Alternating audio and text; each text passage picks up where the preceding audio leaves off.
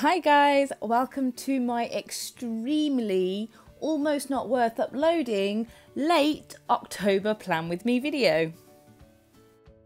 Thank you for being so utterly patient because as you hopefully may have noticed, I disappeared for at least a month. I went on holiday with my family, only intended to have a week off but came back and had the most hideous cold and just didn't want to get off my sofa, was far too scared to do any journaling because my nose was running a lot. That's too much information, but I just didn't want to put the nose over my journal and well, yeah, hopefully you know what I mean.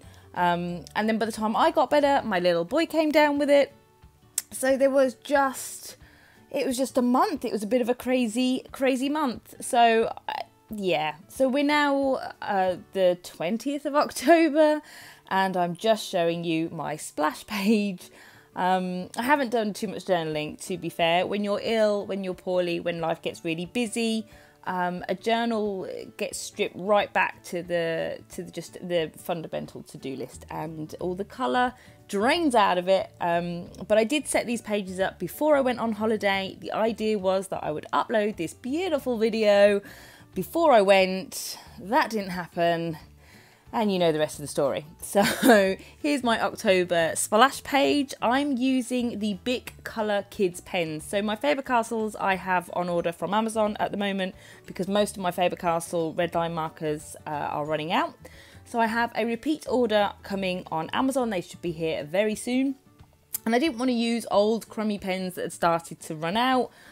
So I'd picked up a pair, I was going to say, they're not a pair, a set of Bic Kids Colour pens. I have filmed a pen test for these, so I'll try and get that up for you. They were a couple of quid. I bought them for £2 in the UK, but they have since on the Wilko's website gone up to £3. Such a hard push. But they're all right. They do really well. They don't bleed. Some ghost a little bit. It's heavy blacks for the month of October for me, and I haven't had any bleed throughs, so that's been absolutely amazing. There's not as much colour variety. I did think maybe I won't have to buy some new Faber Castells if these do the job. They don't. They're lovely pens, but they're not quite Faber Castell standard. But that being said, they will do for this month. I've still been using them. I am still dipping into my old Faber Castells. Some of the pens I haven't used as much as others, so some still work. But for this page, I'm going to be doing my Leo Loves page. This is still one of my most favourite pages at the moment. It's a visual memories page for my little boy. You may have seen on that splash page, I left a blank page. And I have no idea why I did that. In my head at the time, I knew I wanted to do something with it. And so I was like, I'll leave this page blank because I'm going to do something fun with it. I've completely forgot what it was that I was going to do with it. So I've now got a random blank page in my journal, which is not fun, but I'm sure I'll find something. I am coming to the end of my journal. I only have about 40 pages left in this journal, but I'm ever so excited to say that winging its way over to me is a Doodle Day Darlings journal. So in a couple of weeks, you guys will see me go from this Scribbles That Matter journal to a one-of-a-kind Doodle Day Darlings purple notebook. I am hoping to have to buy a big bulk set so that I can have some to give out and to sell to you guys. But that will be my next journal, which I'm uber excited about. It will be thicker pages, more pages, dot grids, all the things we love, but hopefully it will just stand up to colour a whole heap of amount better than the ones that I've got at the moment. And on the right hand side of the page, I have my trusty gratitude log. I say trusty. I did all these pages in September, went on holiday, got ill, you know the story. I haven't filled this gratitude page out. I usually fill my Leo Loves page out at the end of the month. I like to sit down on a Sunday sort of evening towards the end of the month and just think of all the different things that he's done over the month that have been cute or fun or just new things he's learned, sayings that he comes out with a lot that make me chuckle. And so I do that at the end of the month. I put it all together. The gratitude log on the right hand side is meant to be one line every day about something that I'm thankful for in life, just to keep me and remind me that things are great. I've not filled it in this month. So this is going to be a blank page in my notebook, which is sad, but I'm November. I will be back on it, guys. I know I've not uploaded at all really the last couple of weeks, and thank you to everybody that has sent me a message to ask A, am I still alive? B, do I plan on uploading anything soon? I am just here busy in the background. I have switched my working days now. I used to work 4 days a week.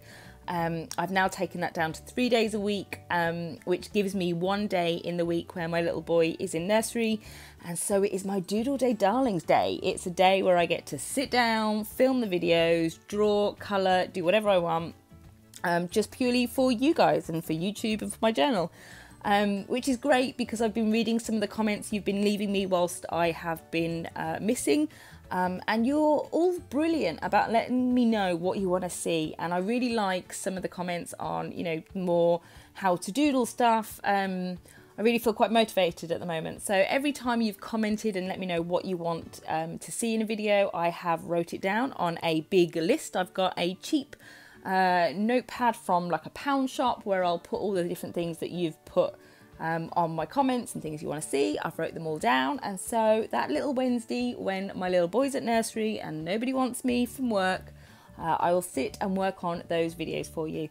So thank you for being patient. I know I've been disappeared for quite a while, and there's lots of things to update you on. I will get through that in some more videos as they come. I'm waffling now, but this is my October monthly, again because I stepped back from journaling. I was ill, the boy was ill, and I use my monthly a lot to plan what I want to put onto social media, because if I don't plan it out, I will forget to post anything. That's the sort of person I am.